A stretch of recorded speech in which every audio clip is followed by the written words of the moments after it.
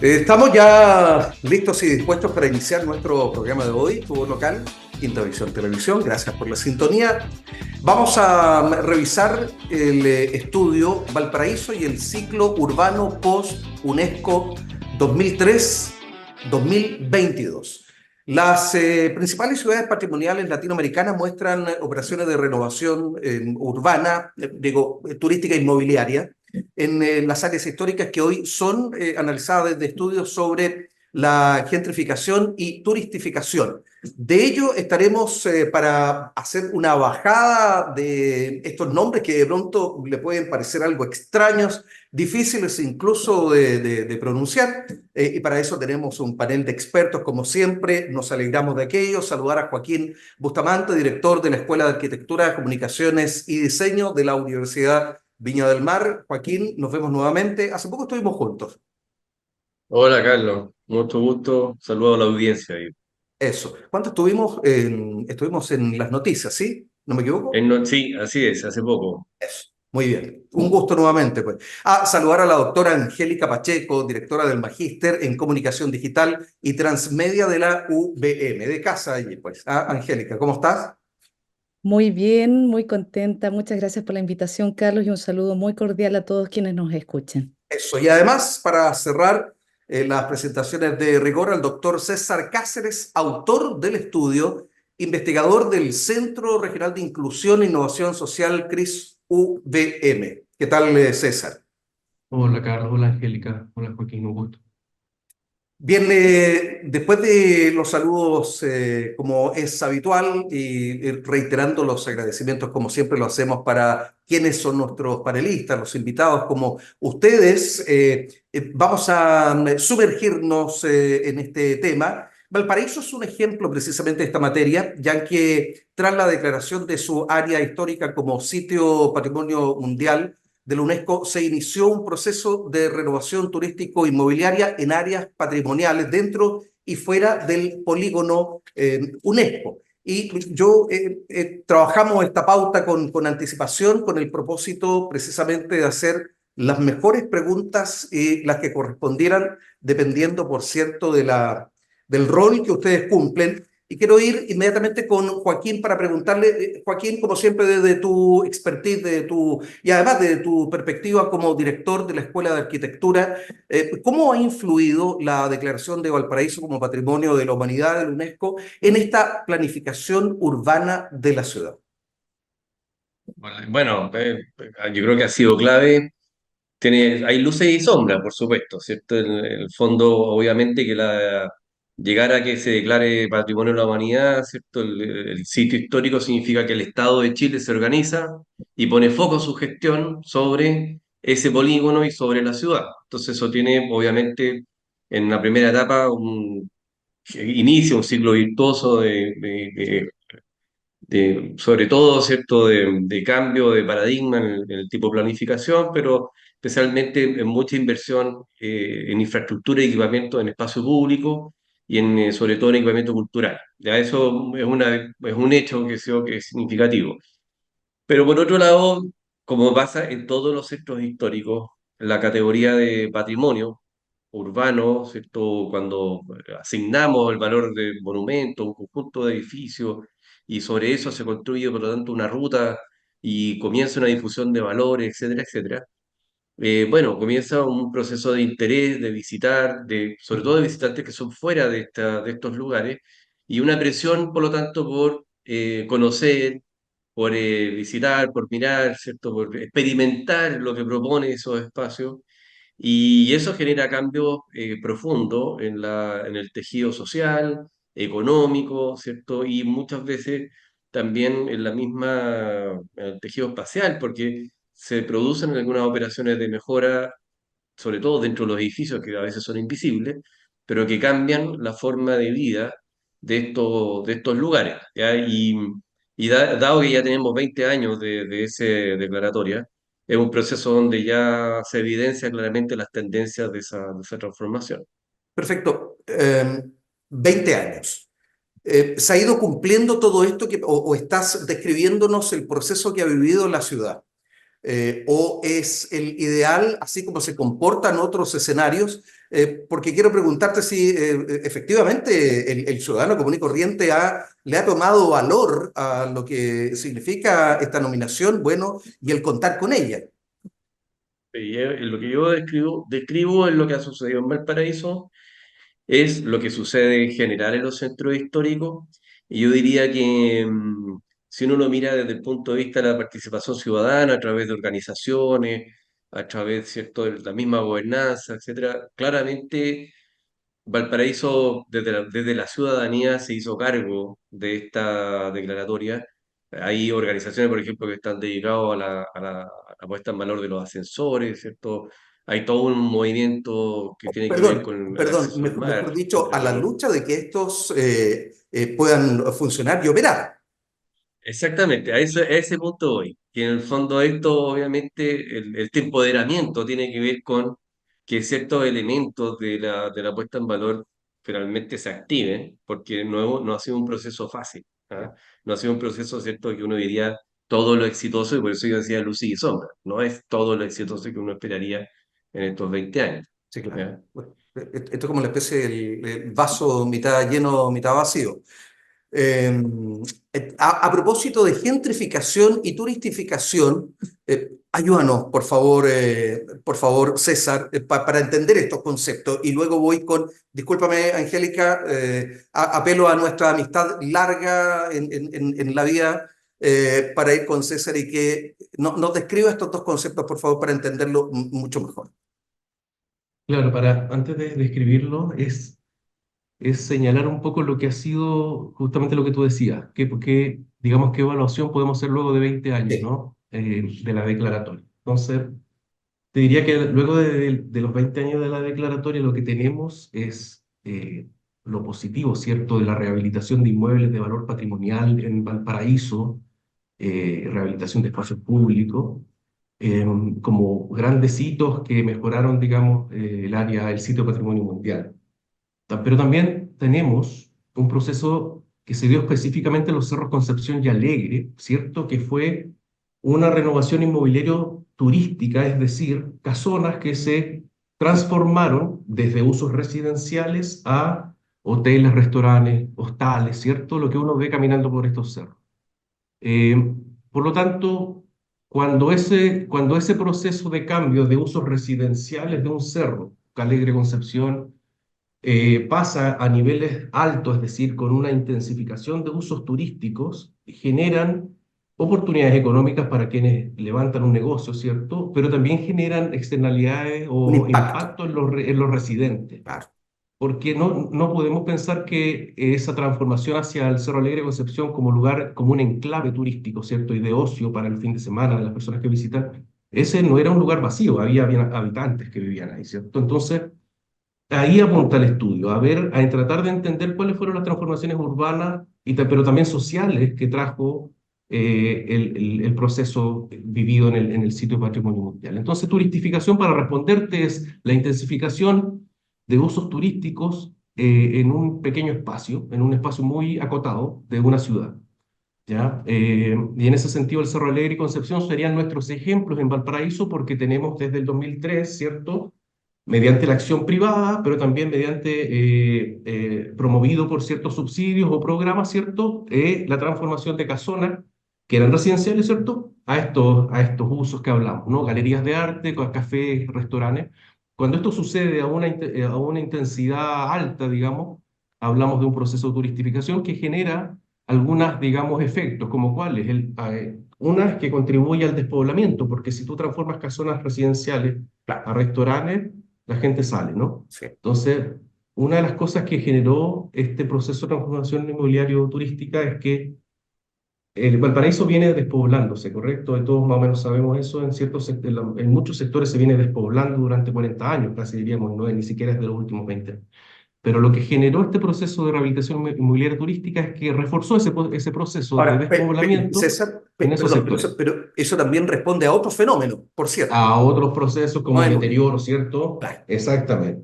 Entonces, para responderte, eso sería la turistificación, la intensificación de usos turísticos en un sector específico. La gentrificación, que son procesos que se dan en general en las ciudades de manera conjunta, es, bueno, la llegada de grupos de mayor poder adquisitivo a un barrio que generan el desplazamiento de otros grupos de menor ingreso, eh, y por lo tanto va generando un cambio en esos barrios, hay gente que se va desplazando. Por lo tanto, lo que estamos diciendo acá es que luego de la declaratoria UNESCO, dentro del sitio Patrimonio Mundial ocurrió una renovación selectiva dentro del sitio, que específicamente ocurrió en el Cerro Alegre y Concepción, con este suerte de enclave turístico inmobiliario, que el habitante lo percibe, el habitante, el residente actual, como formas de desplazamiento. ¿Por qué? Porque si pensamos que mucha gente sigue viviendo en estos sectores, ellos perciben este proceso como una suerte de presión por desplazamiento, en el sentido de que son gente que le cambiaron las condiciones de vida en esos barrios, en el Cerro Alegre y Concepción, porque cambió el comercio, ¿cierto? Cambió los ritmos de uso, generalmente más de noche, ¿cierto? Más ocio, algunos problemas como delincuencia en algunos Delincuencia, claro. sectores, ¿cierto? Como los miradores, etcétera, ¿no? Así que la turistificación es esa intensificación. Perfecto. Muy bien. Gracias, César. Ha quedado todo claro, me imagino. Angélica, a propósito de lo último que señalaba César, en relación a esta expertise como en la comunicación digital y transmedia, ¿qué estrategias de comunicación consideras efectivas para fomentar una mejor relación precisamente entre los residentes y los desarrolladores turísticos e inmobiliarios? Mira, voy a estar con el vaso medio vacío yo hoy día. Ya. A ver, está bien. Me gusta, me El, gusta. el, el punto, creo yo, que tiene que ver con efectivamente el desarrollo urbano, ¿no? Las políticas de desarrollo urbano, porque la comunicación, más allá de una estrategia finalmente vinculada a un marketing, etcétera, guarda relación con lo que implica los recorridos del caminante de su barrio. La experiencia. La vida, exactamente, la experiencia, como bien dices tú, de quien habita un lugar que hace ese lugar, ¿no? Con esa dimensión que es simbólica. Ahí trabajamos, tú también en el ámbito de las comunicaciones, nosotros trabajamos desde el ámbito de lo simbólico. Hay mucho material que efectivamente cuando se generaron estas políticas no incorporaron categorías que daban cuenta de efectivamente cuáles eran los espacios conversacionales del barrio.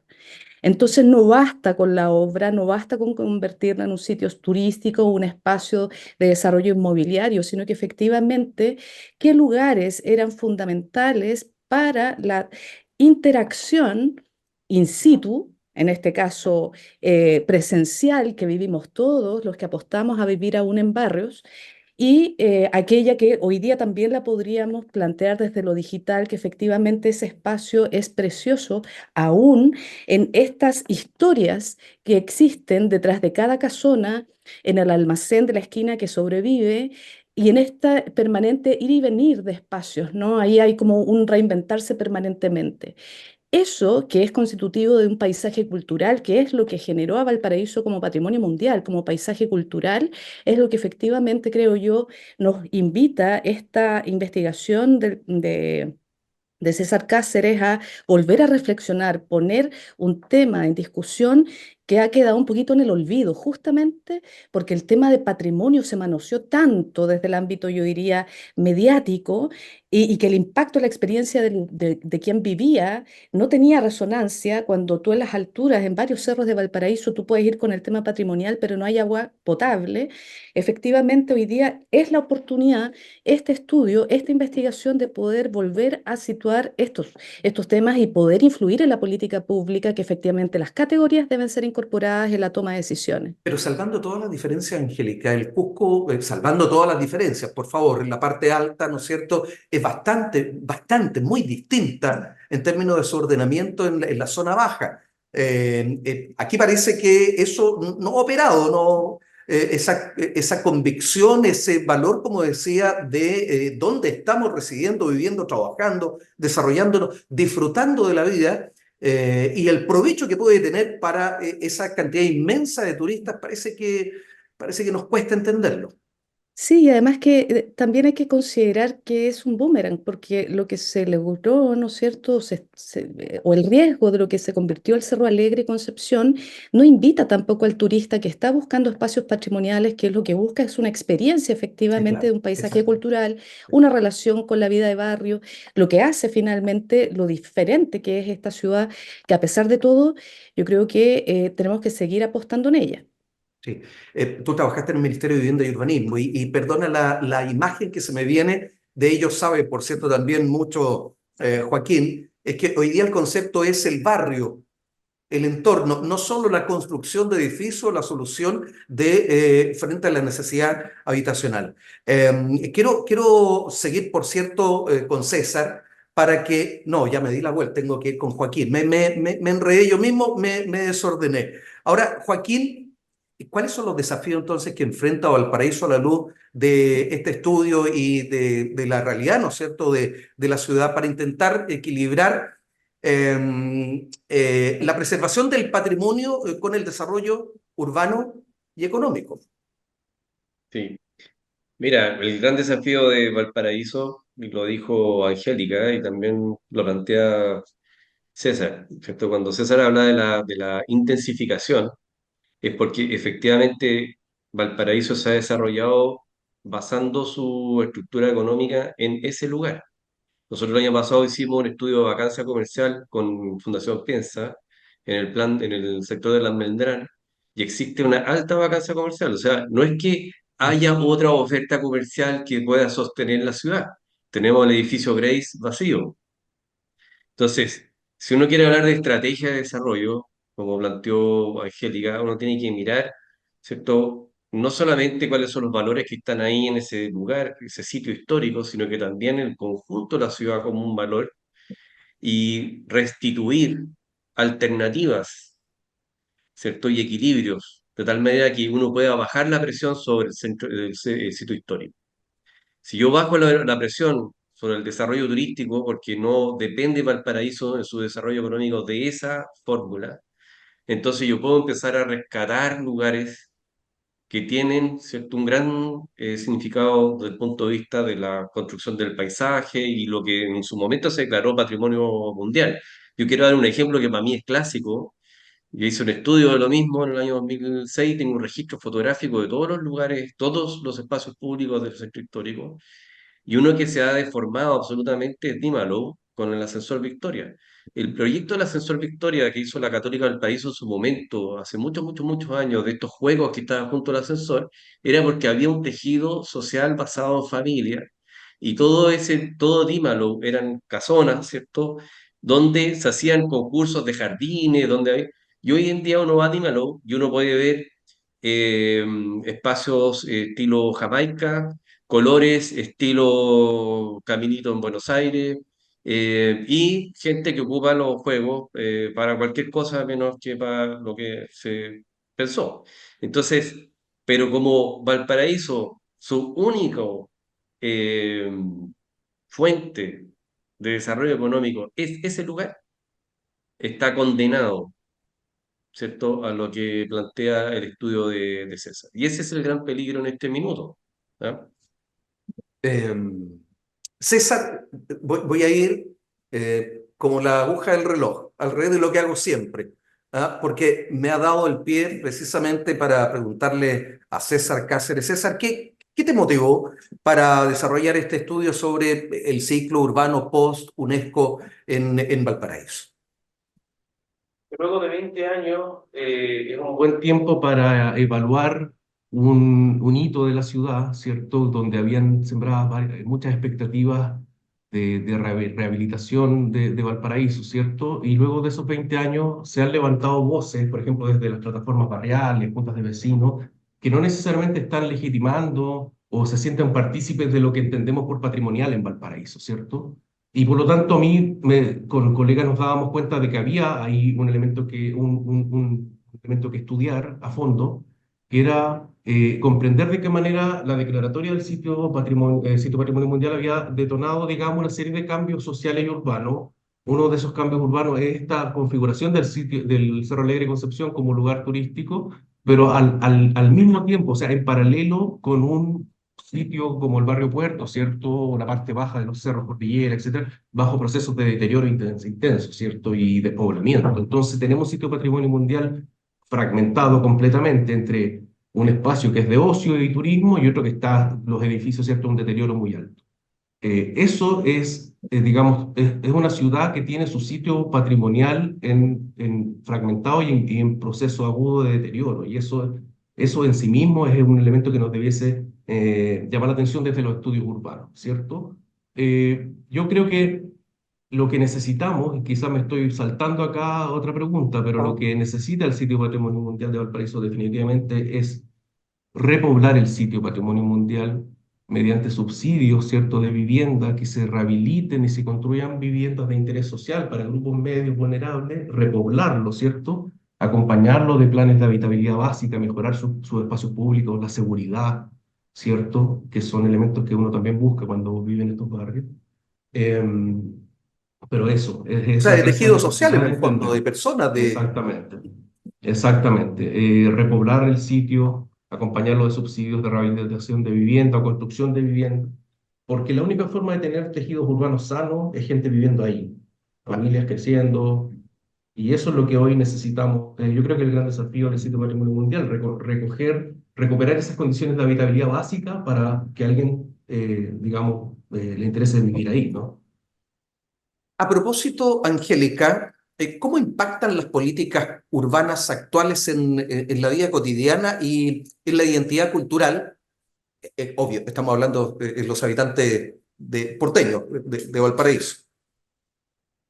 Impactan a veces de manera directa y rápida y en otras más lentas, dependiendo de la escala del instrumento, pero sin duda impacta en el uso del lugar. Y el lugar es un espacio que construimos entre todos, ¿no? A través de efectivamente nuestras relaciones sociales. Y hoy día quizás el gran desafío es una cuestión es legal, ¿no? Actualización de los instrumentos, incluso repensar efectivamente. Por eso me parece súper interesante lo que hizo César, porque a 20 años hay cuestiones que sí resultaron y otras que no. Imagínense, no sé si se acuerdan ustedes sobre espacios valiosos, ¿no? Los lugares valiosos, que era una campaña permanente que se generó para fortalecer el negocio pequeño de barrio, incluso que da cuenta todavía, están algunos de los sellos de esa campaña. Es decir, ese patrimonio intangible es el que se ve permanentemente tensionado cuando se toman decisiones desde la política pública. Entonces, eh, el informe de la UNESCO del año 2022 da cuenta de esta preocupación, especialmente de los cerros donde está desarrollado el estudio del profesor, y justamente la gentrificación y la sustitución de habitantes sigue siendo un elemento que la UNESCO pone en tensión, ¿no? Y eso también es transversal. Pensemos entre todo el efecto del estallido, más allá del hecho Mm, mismo, sino del sí. efecto de lo que significó para Condel. ¿No? Era una oportunidad quizá en su momento para la avenida, o sea, para Victoria, la calle Victoria, ¿no? Pero no se ha generado ninguna política integral, porque acá efectivamente este es un estudio del ámbito urbano, pero abordar hoy día los desafíos de la ciudad es integral. No lo puedes dejar aparte desde el ámbito de Cercotec, de lo que tiene que ver con los gremios, es decir, se ha puesto mucho dinero en Valparaíso, hay que decirlo también, el Estado ha invertido mucho en Valparaíso. Y efectivamente, los instrumentos no han sido los adecuados, quizás, y eso es un elemento que quizás viene en un próximo estudio de César, que efectivamente, ¿qué es lo que sucede? Se colocó recursos, el Estado chileno se endeudó, ¿no? Recuerdan que hubo un préstamo al BID Claro, para sí, sí. efectivamente, y bueno, aquí estamos. Era para Entonces, involucrar precisamente al Estado más que a la ciudad misma, que obviamente exacto, que ya lo entonces, estaba.